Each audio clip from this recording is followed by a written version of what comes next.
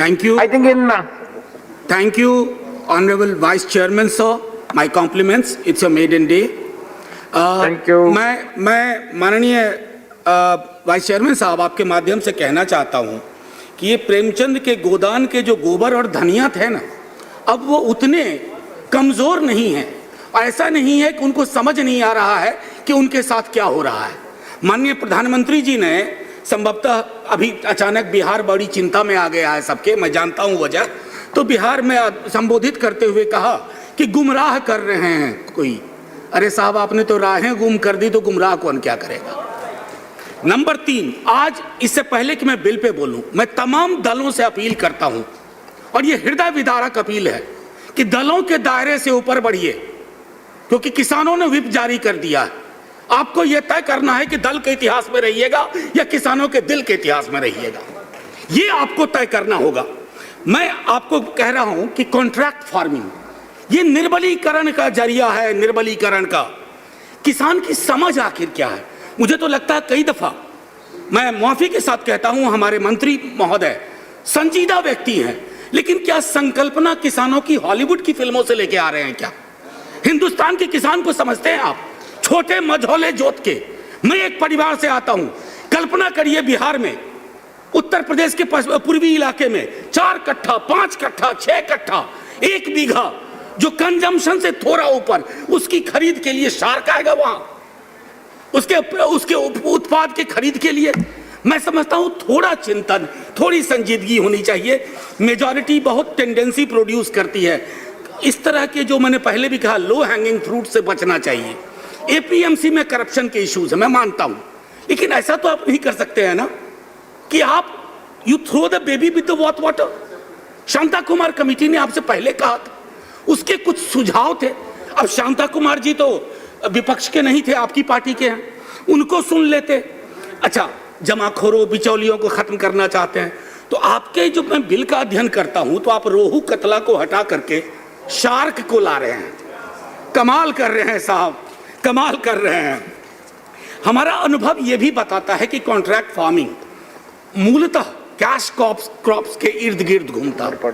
वैसे ही फसलों का क्या होगा, खाद्य की फसलों का क्या होगा, उस पर आपका नजरिया मैं समझता हूं। मैं जैसे बिहार को लेकर के कह सकता हूं, आपकी एमएसपी निर्धारित है मक्के के लिए कुछ, सर 700 रुपए नीचे में खरीद होती है, क्योंकि किसान की संकल्पना करनी होगी।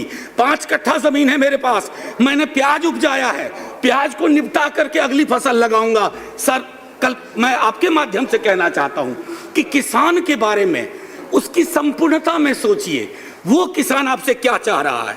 और एक चीज मैं और भी कहना चाहूंगा कि आपके तमाम बिल्स और एक्ट्स में देख रहा हूं बीते दिनों में, आप सहकारी संघवाद कहते हो रेडियो टेलीविजन पर, और अहंकारी संघवाद के हिसाब से काम करते हो।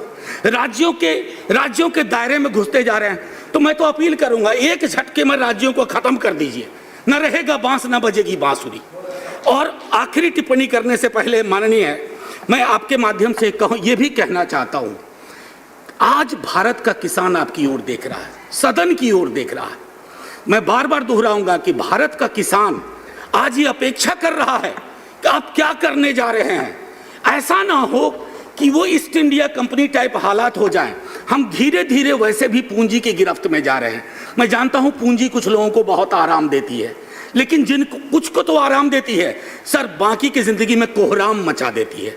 ये तय करिए और उसके बाद आगे बढ़िए। और आखिरी टिप्पणी करने से पहले मैं ये कहना चाहूंगा, लास्ट मिनट प्रोफेसर जी, लास्ट मिनट। सर, मैं जानता हूं, मैंने पहले भी कहा था कि उस कुर्सी में ही कुछ है। सर,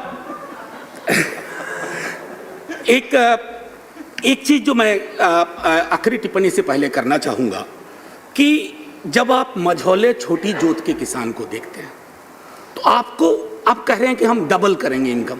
सर, कहां, कब्र में लिटा करके इनकम उसके ऊपर लगा दोगे? वो बचेगा ही नहीं, वो उसके खात्मे की इबारत आप लिख रहे हैं। आज मैं कहना चाहता हूं कि सदन अगर ये बिल पास करता है तो आप ऑबिचुअरी लिख रहे हैं इंडियन फार्मिंग कम्युनिटी की, भारतीय किसानों की। लेकिन हाँ, जो मैंने पहले कहा कि किसानों ने व्हिप जारी कर दिया है, सर, ये कहानी हरियाणा पंजाब तक नहीं रहेगी, ये बिहार तक ये जाएगी, क्योंकि ये नहीं हो सकता। मैं तो मानता हूं भाजपा के भी हमारे मित्र, वो भी एक बार सोचे क्या करने आप जा रहे हैं? और आखिरी सर, Thank you.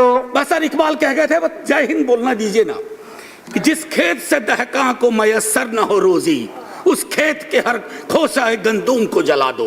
जय हिंद, जय किसान। Thank you, professor. अब खबरें पाइए सबसे पहले हमारे मोबाइल न्यूज एप्लीकेशन पर। एंड्रॉइड या iOS प्लेटफॉर्म पर जाइए, HW न्यूज नेटवर्क को सर्च कीजिए, डाउनलोड कीजिए और अपनी सुविधानुसार भाषा का चयन कीजिए। खबरों की भीड़ में अपने काम की खबर पाते रहिए। अगर आपको हमारा यह वीडियो पसंद आए तो शेयर कीजिए। अगर यह वीडियो आप फेसबुक पर देख रहे हैं तो आप हमें लाइक कर सकते हैं, ट्विटर पर हमें फॉलो कर सकते हैं और यूट्यूब पर हमें सब्सक्राइब कीजिए।